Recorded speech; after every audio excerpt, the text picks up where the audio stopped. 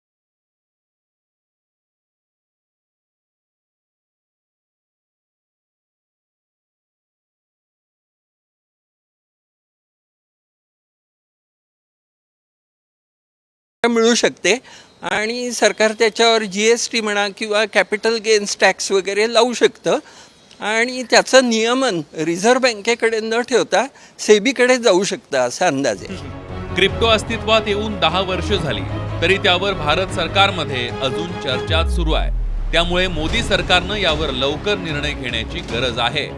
Bureau report, Saam TV news.